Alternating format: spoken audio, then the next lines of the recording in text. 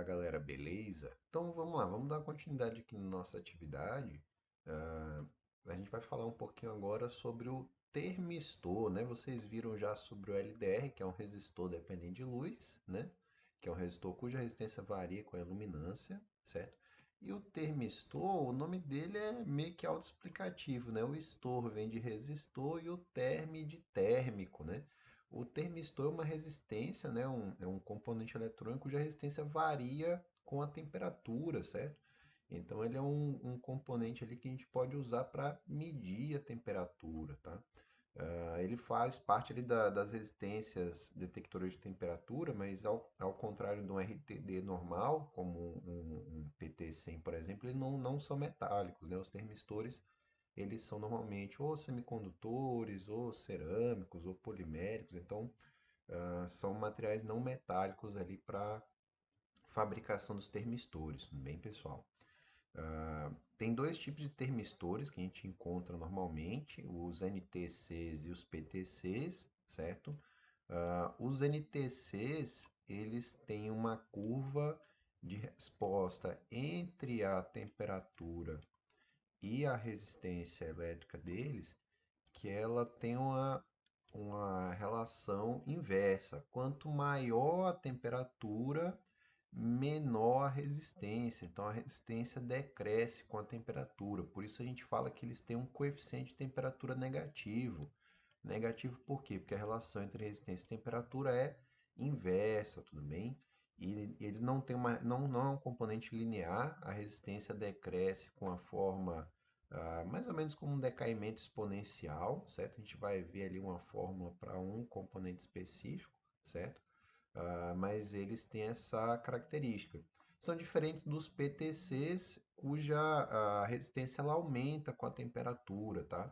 Então ele também vai ter um gráfico não linear que descreve ali a relação entre a temperatura e a resistência, beleza, pessoal? Os termistores pode ser usado como sensor de temperaturas de baixo custo, tá? Eles são relativamente baratos, mas eles também trabalham ali com temperaturas pequenas, tá? Então, a gente não fala de termistores com mais de 200 graus Celsius ali de limite de temperatura de operação, tá?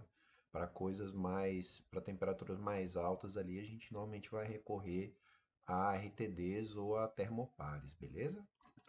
Então, a gente vai trabalhar aqui na simulação com esse módulozinho aqui, que é basicamente um termistor e um resistor, os dois ligados em série, tudo bem? Então a gente tem aqui um resistor e tem aqui um termistorzinho, certo?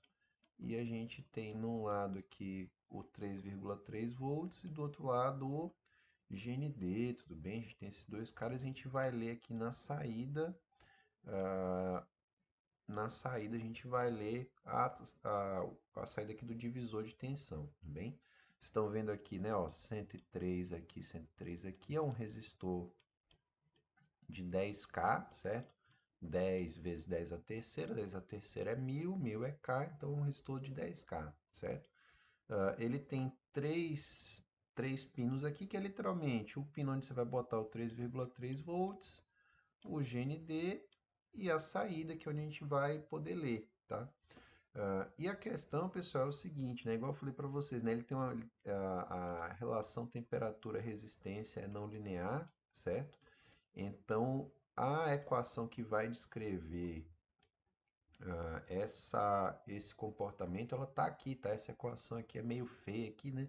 Parece aqui um ln aqui, né? Um logaritmo na base e aqui, dividido por não sei o que, tá elevado a -1. Tem a subtração aqui por causa da conversão entre graus Celsius e Kelvin, tá? Mas no fim do dia a gente tem aqui essa fórmula, tá? Que o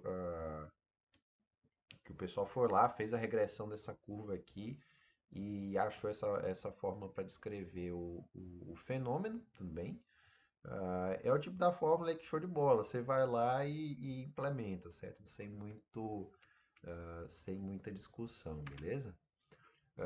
Nessa fórmula aqui ela depende desse beta, tá? Esse beta é um parâmetro que depende do material do termistor, tá? No nosso caso em particular, no termistor do simulador, o beta é 3.950, tá? E a gente vai lá pegar e vai implementar aquela equação gigante ali no nosso código, beleza, pessoal? Vamos fazer isso aí.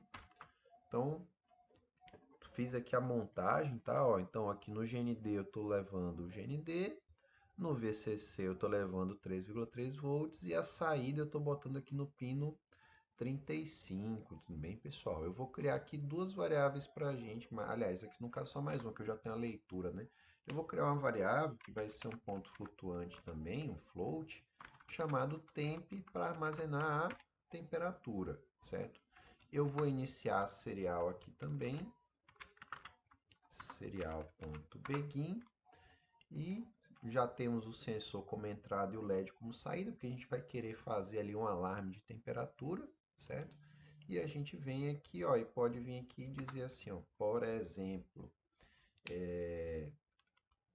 a gente pode vir aqui e dizer leitura é igual a analog read de sensor, certo? Então a gente vai pegar aqui a leitura do sensor e armazenar um valor de 0 a 4.095.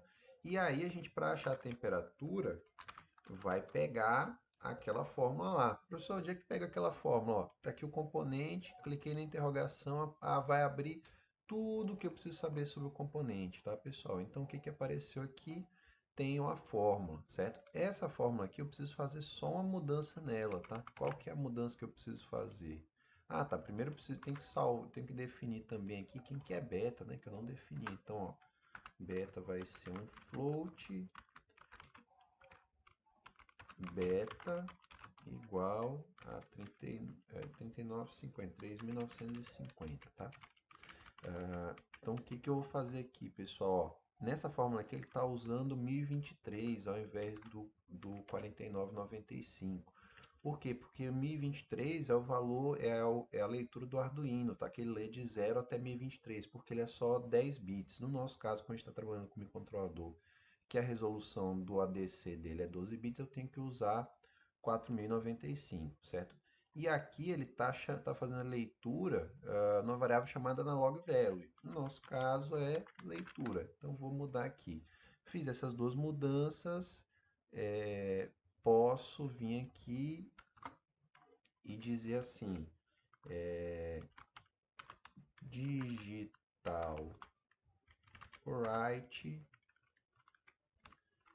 LED 25, temp maior do que 40. Então, se a temperatura for maior do que 40 graus, ele vai acender o LED vermelho, pessoal. Nota que aqui, pessoal, só implementei a equação que estava ali. Vamos visualizar o que vai acontecer?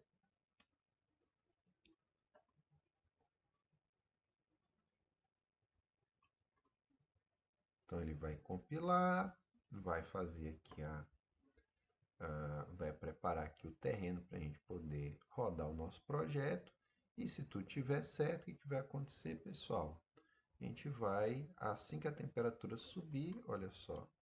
Então, ó, a temperatura está em 24, subiu, subiu, subiu, passou dos 40 graus, acendeu ali o LED para indicar que está sobreaquecendo o nosso sistema, qualquer que seja, certo? Então, ó, diminuiu, apagou, subiu, acendeu, certo? A gente poderia vir aqui, ó, e dizer aqui que a gente quer serial.begin. Aliás, serial.begin não, serial.println a temperatura. Então, posso pedir aqui temp. E posso, se a gente quiser fazer um negócio mais bonitinho, ó, temp, ponto e vírgula, serial.println. Aí bota aqui, ó, graus Celsius. Pronto, ele vai aparecer aqui qual que é a temperatura e vai dar a unidade. E aqui dou um delay, por exemplo, aqui de 300 milissegundos para ele não ficar plotando, escrevendo toda hora na serial, tá? Depois, em próximos vídeos, vocês vão ver como é que a gente pode fazer isso aqui de uma forma mais inteligente, tá? Mas vamos botar para rodar e a gente espera que ele consiga ah, apresentar aqui para a gente o funcionamento aqui do nosso sistema, tudo bem? Que a gente vá vendo ali ao vivo qual que é a temperatura que ele está medindo, certo, pessoal?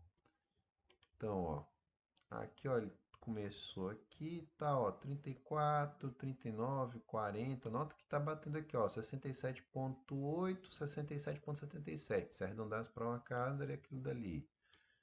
24,9, 24,9, 5,8, 5,8, ou seja, né, tá funcionando aqui a nossa medição de temperatura, beleza, pessoal?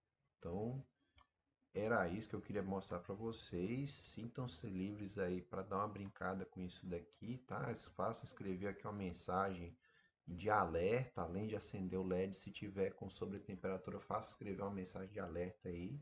E vamos que vamos, pessoal, que já já tem mais vídeo. Até logo!